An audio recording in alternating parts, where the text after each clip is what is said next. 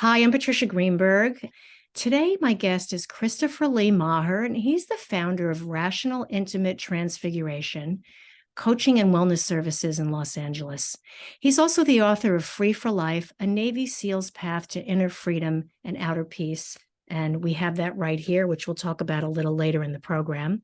In addition to being an author, Christopher is an inventor, entrepreneur, speaker, coach, and innovator in the fields of health, wellness, and longevity. Welcome, Christopher. Thank you. Thank you. I'm happy to be here. So I just want to give a little introduction. At 22 years old, Christopher Lee Maher was a Navy SEAL. So it goes without saying, he was one of the fittest people on the planet. As a fitness enthusiast myself, I just am enamored with people that can reach that level of being fit. And that level of training also made him feel that he was tough enough to compete on the world stage in the Olympics in track and field. But there was a problem. Christopher lacked the awareness of the impact that high stored stress loads would keep him from ever manifesting his dream, and the toll it would eventually have on his physical, mental, energetic, and emotional well-being. Christopher, tell us your story. Well, my story is I have to make a little reframe there because my goal was to get to the Olympic trials, Okay. right? Mm-hmm. And your body is, most people use it like it's a machine, Mm-hmm. right? Or they use it like it's a skateboard. And I was doing the same thing. I was using it to take me from place to place, right? And I was using it athletically, right? Maybe in a more advanced form than other people use it. And I had no idea at the time that there was a cost. And the cost is tension and stress, which then creates structural distortion. And when you have even the tiniest bit of structural distortion, it starts to wear away your soft tissues. And so I had the typical plantar fasciitis, runner's knee, iliotibial band friction syndrome, tight hips, low back pain, neck pain, shoulder, frozen shoulder syndrome. And then I started to have elbow and wrist issues. And then I was in a car accident. And a car accident drove all that discomfort into the center of my hip, and I could never get away from it. Never get away from it. So the whole time while that's happening, I'm still training, right? Because when you have that SEAL team mindset,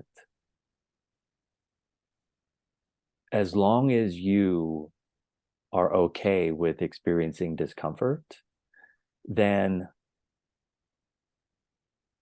psychologically and emotionally, you're willing to continue to keep pushing your body.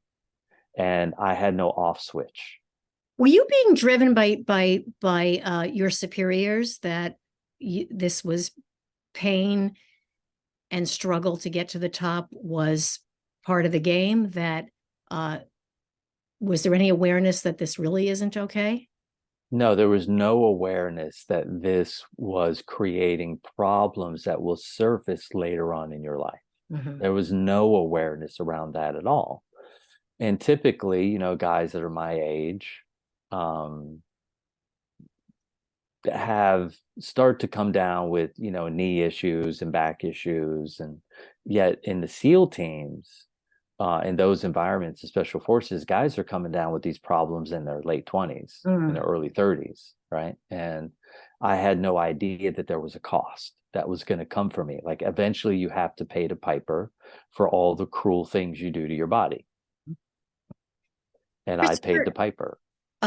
So this is actually the crux of what was happening. We perceive that someone is in peak physical condition. You're set as the role model. You're set as the golden standard of what someone should try to achieve. That For peak sure. physical condition to be perfectly healthy. Yet you were far from that state of wellness that was expected of you. It took a long time to get there for you.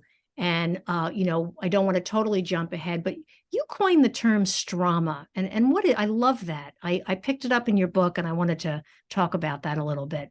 Yeah, I coined the term stroma because as I started to investigate to my own benefit and take heartfelt action for my own life, there was no term out there that existed to explain stress over time that goes unresolved that creates a traumatic impact on your body. And so I had to create something. Yeah. Because I would explain, people would ask me all the time, well, why you do what you do, why you're into it. And I have to go into this whole long diatribe in history and biography about everything that I've been through. It was too long. Yeah. And so then I started to think, how can I explain this in a way that's very simple? Stress plus time that turns into trauma. Because there has to be a way of explaining how people end up with back pain. So let's say I played in the National Football League, or I was a soccer player, or I played rugby. It's realistic to understand that one of those guys could end up with excruciating back pain in their 50s. But for the guy that sits down on Wall Street, or a lawyer on Wall Street in Manhattan that's sitting on his rear end 14 or 15 hours a day, working 65 to 80-hour weeks, there has to be a way to explain his or her excruciating back pain that is as traumatic as the professional athlete who experienced blunt force trauma on a semi-regular basis or regular basis. And the only way to explain that is through the term stroma. So I ran 20 marathons and I ran 110 half marathons, and my hip is shot. Yeah. And when I spoke to the orthopedic surgeons, this is why what you're doing is so interesting to me. And they said you could have sat on the couch your whole adult life and still have had this happen to you. That's right. You could develop hip arthritis, which That's got right. me thinking about how much internal strife and stress and what the world can do to us, whether we're athletic or not. So That's that right. is why I really wanted to talk to you about marrying, that the thought of the, conventional therapies and the conventional stresses that we have in our lives, being an athlete or taking on athletics later in life, with also the internal trauma we have emotionally going on. Yeah. So if you For could speak me, to that a little bit. yeah. How do we explain this? When you look at yourself in the mirror, who whoever's listening, you have to understand that any bit of discomfort that you have in your body, any state of dis-ease that you're experiencing, whether that's a semi-consistent headaches, whether that's some kind of structural discomfort, whether that's insomnia, any symptom that every human has at some level is being caused by something that's unresolved. Mm-hmm. And so there's been scientists out there that have created a niche in science called epigenetics. Mm-hmm. And so when you look at epigenetics, you start to realize that the things that I'm experiencing, if I go back a little bit in my family history, I'll find out that my grandparents and my uncles and my aunts have similar symptoms. Well, if we go back another generation, we're going to find that they had them too. And we go back another generation. And so these things that are going on in our bodies, these things that are happening to us at an emotional level, they're rooted in fear-based strategies. And what I mean by that is United States is made up of peasant stock, okay? And the peasants that came here from all of these countries all over the world come from dire situations, Mm-hmm. right? If you look at the majority of the Jewish population that came here, they were under attack. They were being marauded at one point, either by the Russians, they were being gassed and killed by the Germans, okay, and handed over by the Europeans. If you look at the African Americans, if you look at the poor Irish and Polish that are here, if you look at the really poor English and Welsh and Scottish, these people lived on other people's land. And at some point, the people whose land that they lived on decided that they deserved less than a great life.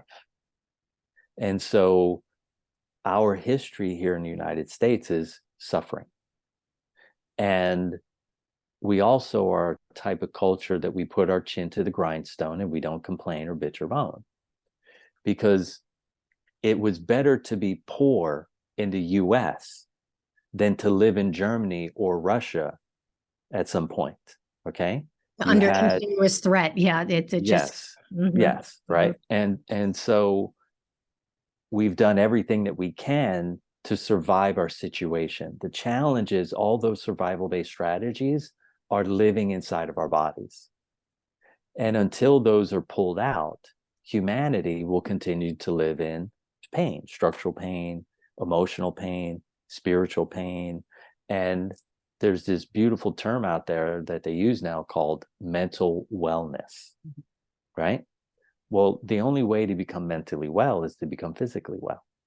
Because when you're physically well at a structural level, at a biological level, at an epigenetic level, at an energetic level, at a spiritual level, it impacts everything else about you. And so the question is, where does all this pain and this discomfort and these fears, where does it get stored?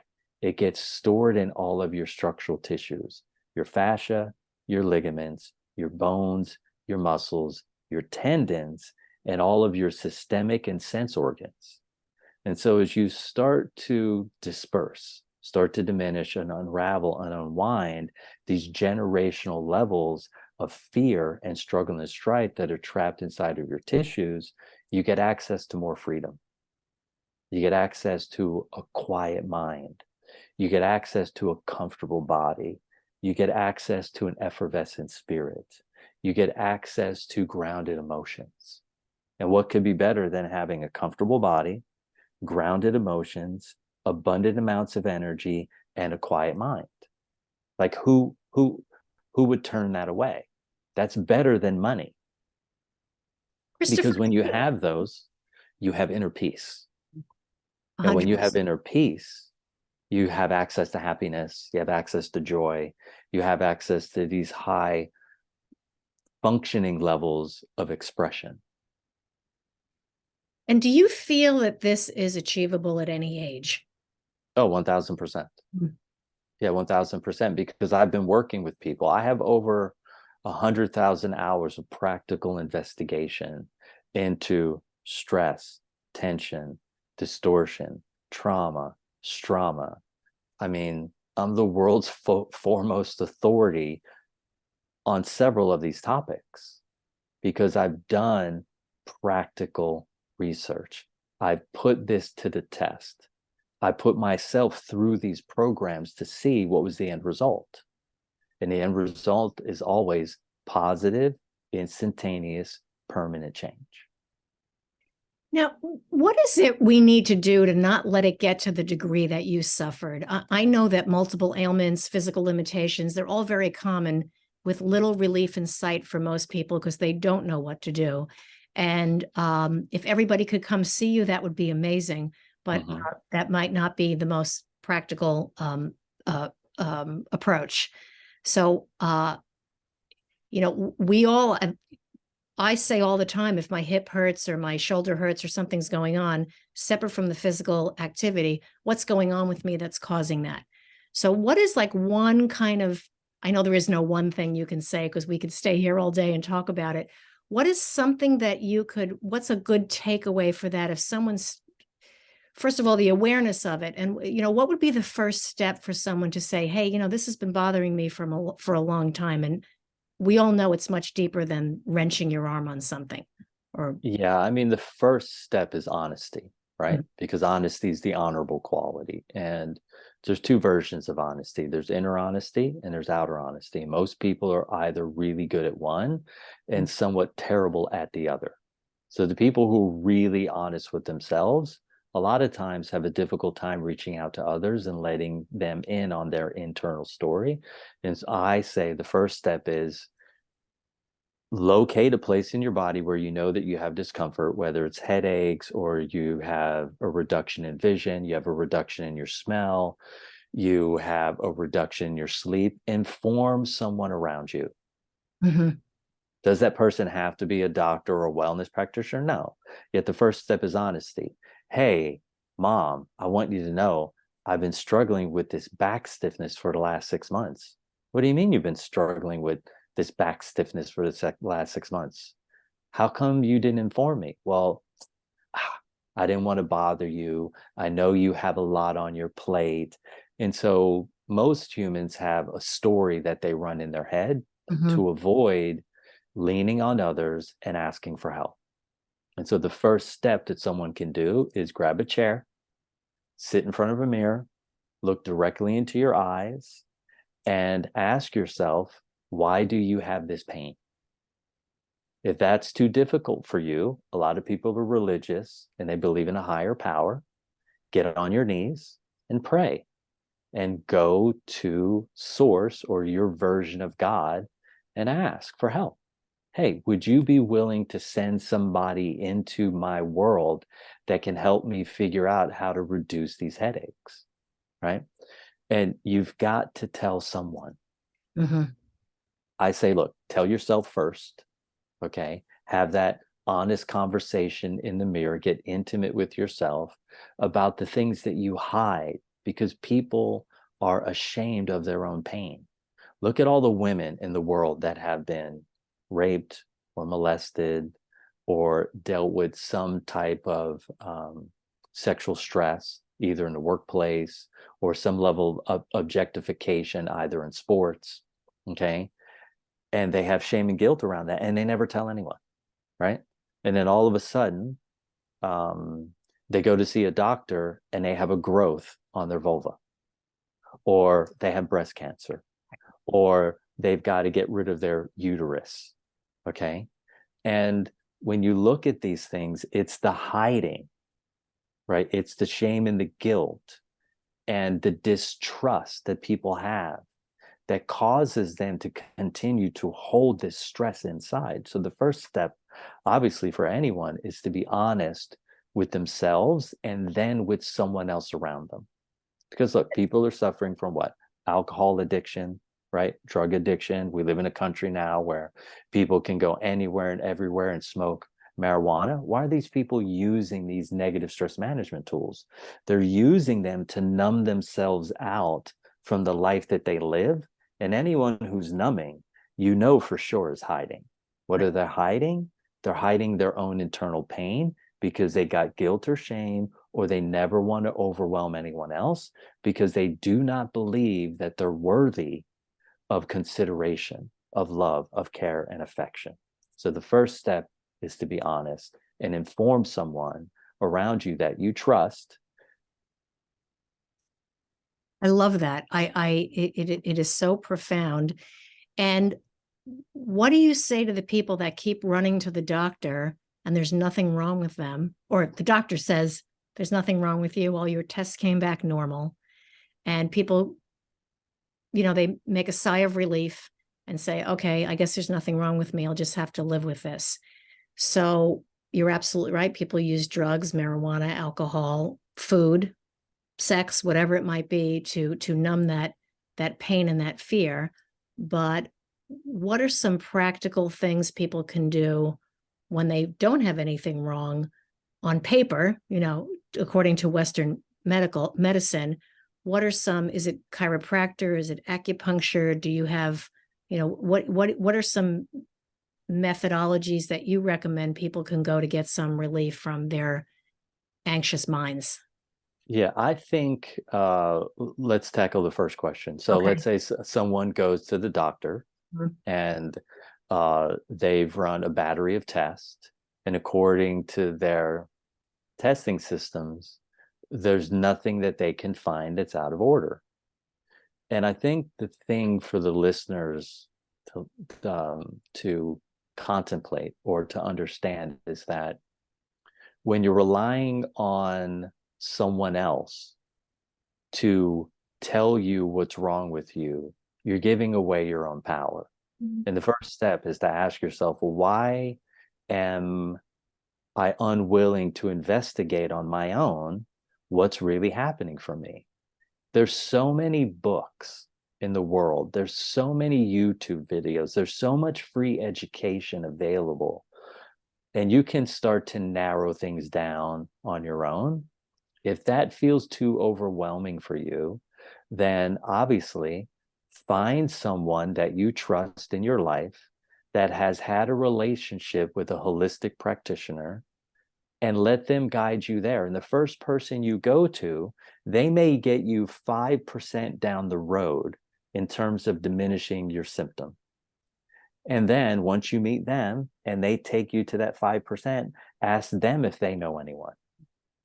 Hey, who else might you recommend that I go see? Oh, well, there's this woman in San Francisco that does this interesting work. Okay, can you give me her phone number?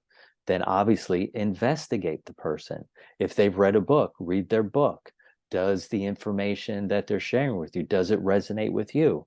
And then go see them. Spend a little bit of your resources. Now, maybe your symptomology gets reduced another 20% after you work with them.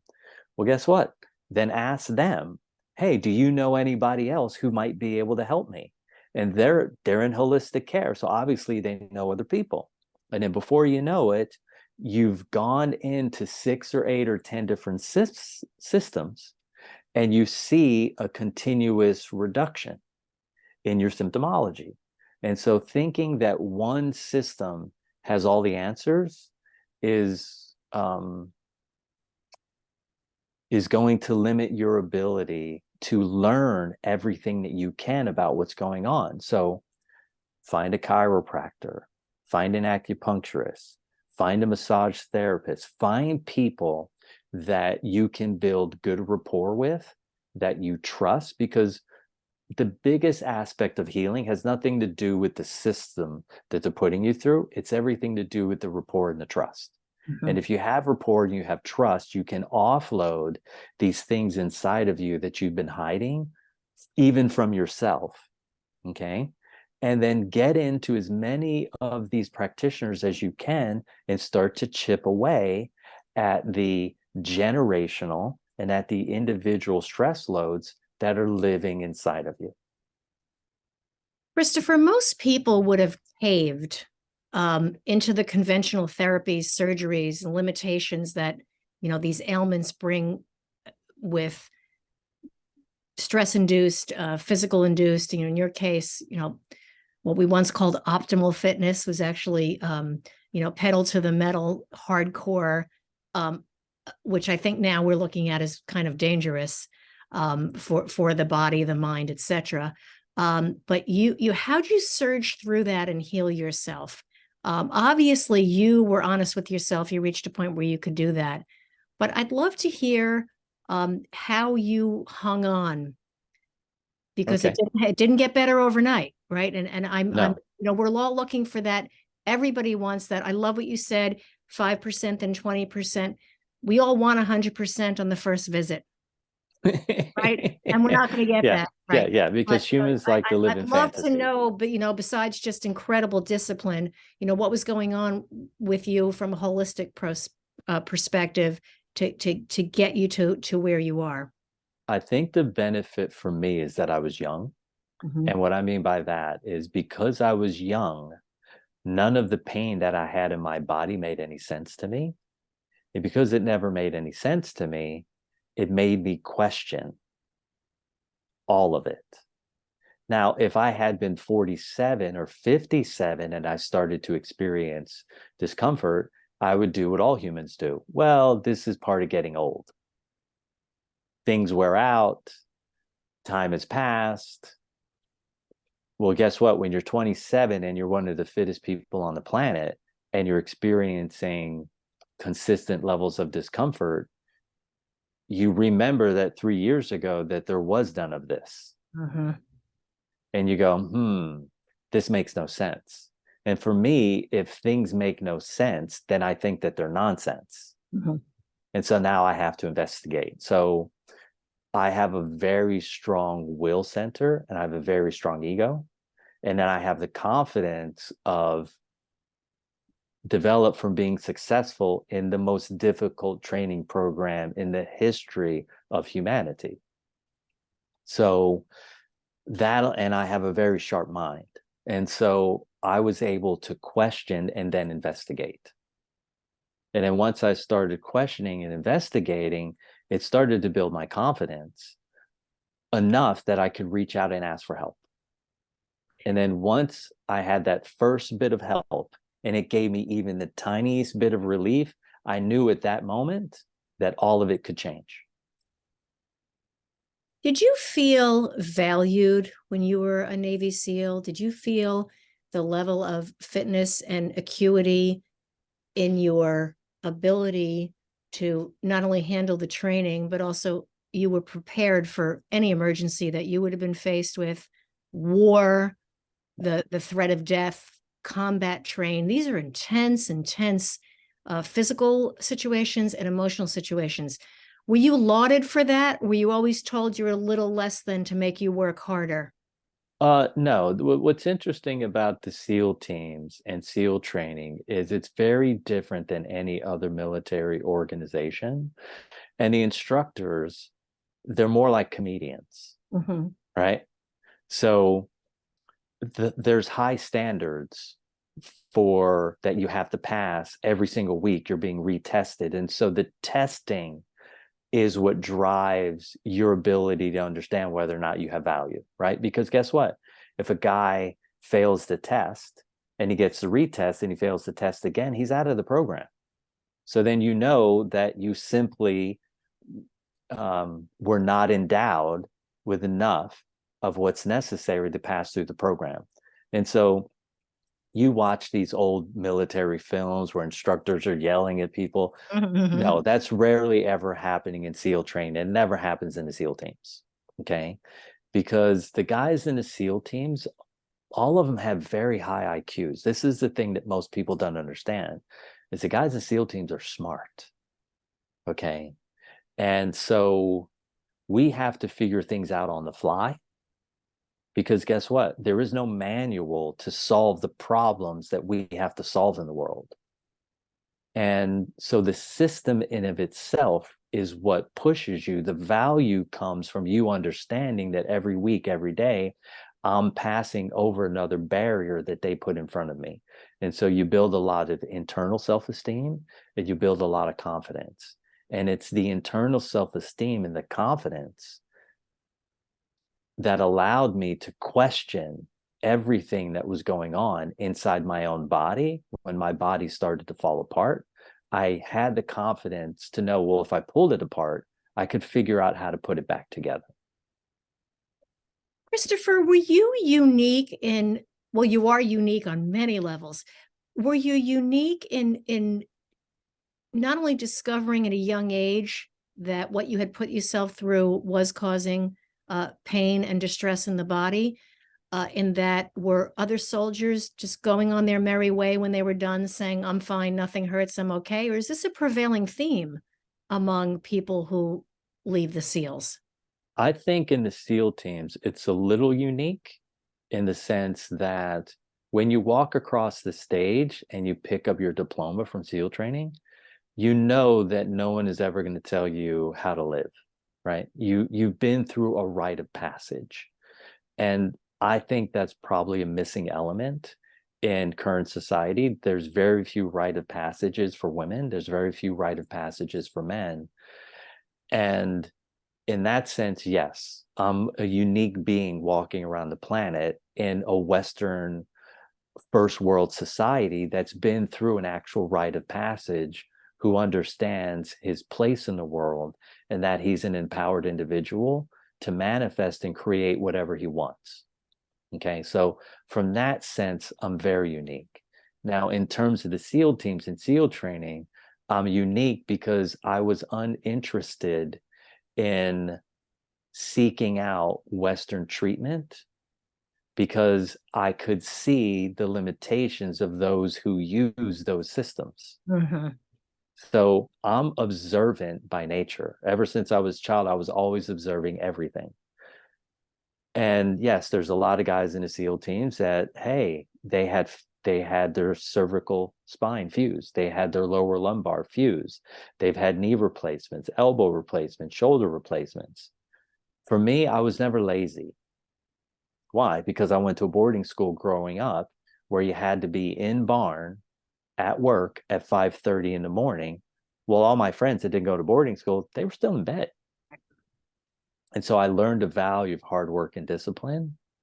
And I combined all of that with what I learned in the SEAL teams, and it made me unique in the sense that I am willing to investigate and put it on my shoulders to figure out what must be done in order to rectify the situation, regardless of what it is.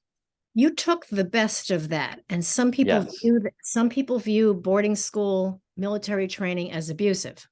yes, for sure, 1000%. And so I would imagine there are people who that is what they absorbed from the experience Yep, and had a different outcome at the yep, end. Now you have, I'd imagine, a lifetime free pass to the VA hospital. yes. And do you use it? I've been there once, Okay. right? And of course, when I was done my visit, they handed me a bunch of medications. And I was like, because I was having some skin issues. Because when you're going through SEAL training and the SEAL teams, you're always you're in filthy water, Mhm. right? And in SEAL training, we're basically, there's a week called Hell Week, and we're like crawling in and out of these like muddy cesspools. And I ended up with some skin issues. And all they had for me were like these steroid creams. And I was like, yes, of course, no.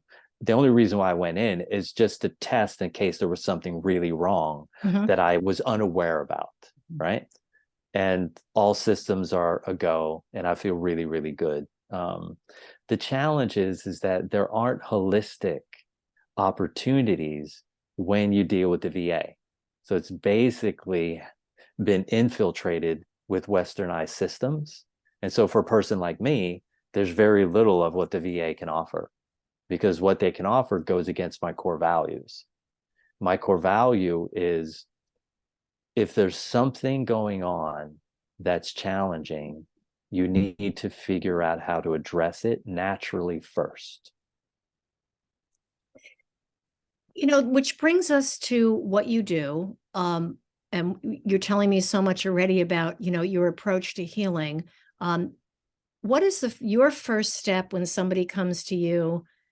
It could be as minimal as my back hurts, or something as severe as I can't get out of bed in the morning. I can't function, I can't Yeah. think, and everything in between. So Yeah. what's your first thing is it a psychic kind of thing that you take on where you just kind of assess emotionally or psychically what's going on with the person? I mean, the first step is a conversation, Mhm. right? I want to be able to hear their voice. I want to be able to relate to them. I want to be able to connect. And then I want to be able to understand. And so I do a very surface sort of investigation to see what's going on. And then really quickly, I start picking up a lot of information. And then if they feel comfortable, then we gather together. But the first moment that they sit in my presence, I spend about an hour and a half to 2 hours investigating what's the cause of the symptom. I'm very uninterested in the symptom. I Mm. don't care about your back pain. I don't care about your neck pain. What I want to know is what was in your environment when you were growing up? Who was limiting your ability to explore your environment safely? Because whoever that was, that is the cause of what's going on for you.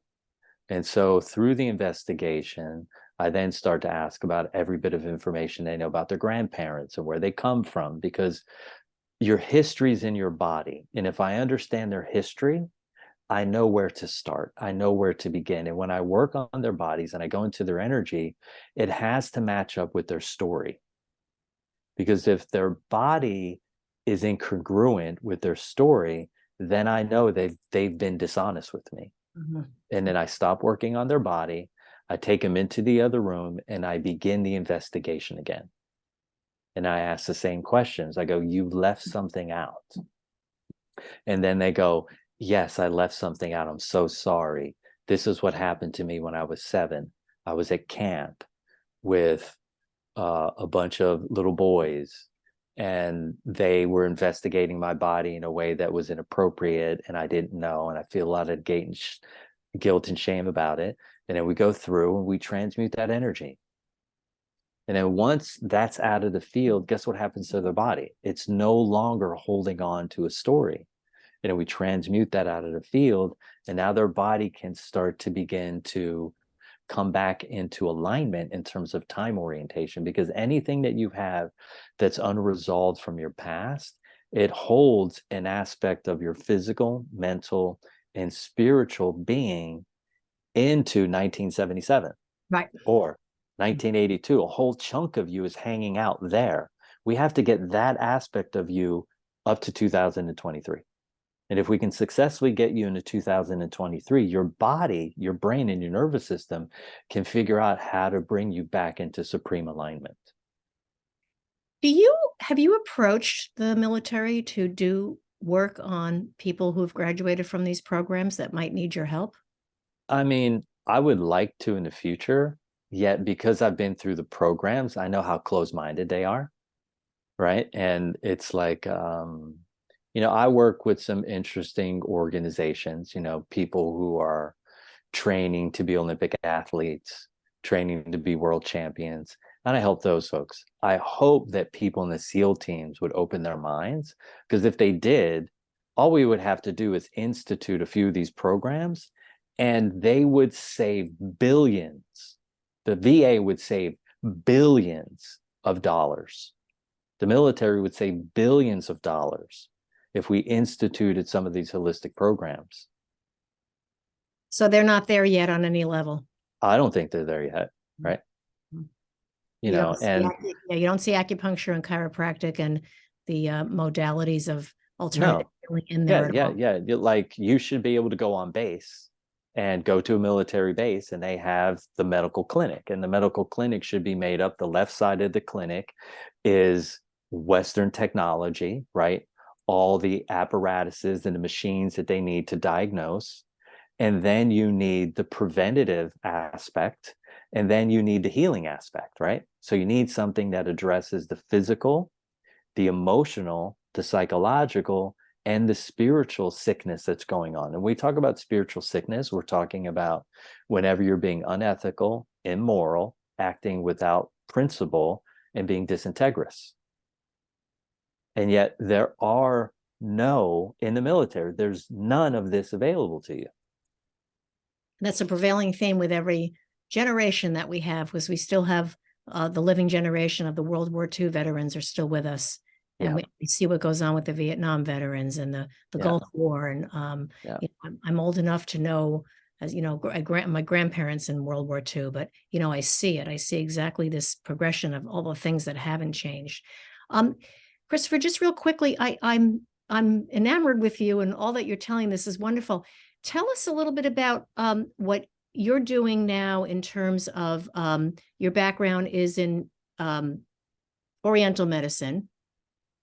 And so, what is it that you do, and, the formal studies that you've had, as well as sort of your intuitive studies to kind of bring this together? Like, how would you term yourself the type of practitioner, if there is even a term?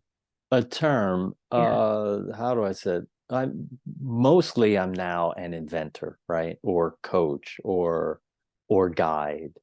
Okay. And I think I built my chops with people who had discomfort in their body, because I was fresh out of the SEAL teams, right? I was fresh from training and using my body for attempting to get to the Olympic trials. And so I had a lot of physical. And now, as I've matured and grown and elevated myself, I lean more on the energetic practices. And so traditional Chinese medicine has been in existence for 10,000 years, right? So to me, it's a superior form of medicine. What most people don't know is that every acupuncturist in the world, besides the United States, is an MD first. Yes, I do know You that. have to graduate from Western medical school before you get an opportunity to study traditional Chinese medicine. That's exactly what you're saying, is the learn from the technology, studying the body, learn what's there, what is working, what isn't, and then using that modality to heal. It's amazing. That's right. I know that there isn't a lot about you online, but can people get in touch with you? to Yeah, talk people can get in touch with about? me. That's easy. Okay, I have truebodyintelligence.com. Yeah, they go to truebodyintelligence.com. They would email Okay, support@truebodyintelligence.com, and my assistant will get back to them. And then we have a process that we bring them through, right? A little program. So, and then once they jump through those few hoops, then we can get on the phone and have a conversation and see how I can assist them. wonderful. In closing, Christopher Lee Maher, I want to thank you so much for coming on the show and talking about what you do. It's intriguing and wonderful, and I believe it's the future of wellness. I really Yeah, do. 1000%. Yes. Can you tell me what you like about getting older? What I like about getting older is everything slowing down and the realization of what's most important. Because, when I was younger, I was distracted by all of the things you do to figure out who it is you are. And when you're older and you know who you are, you're only focused on your values. Like anything that is in the opposite direction of my values, I'm uninterested in. I'm That's only very helpful. interested in aligning to my values because you have the realization there's only so much time left. So who am I going to spend my time with? What am I going to do with my time? Well, for me, one of my highest values is impact. So I'm going to spend my time with people who are impactful, with organizations who are impactful, and whether they're educational organizations or performance organizations, I want to do impactful work. And so getting older has gotten me very clear on who I am and what my value is. That's fantastic and amazing. Thank you again so much. And I want to thank all of you for listening to my show. Please subscribe to my channel on YouTube. And for any feedback or questions about this show or any topic ideas, you can reach out to me at patriciagreenberg.com. Thank you all for listening.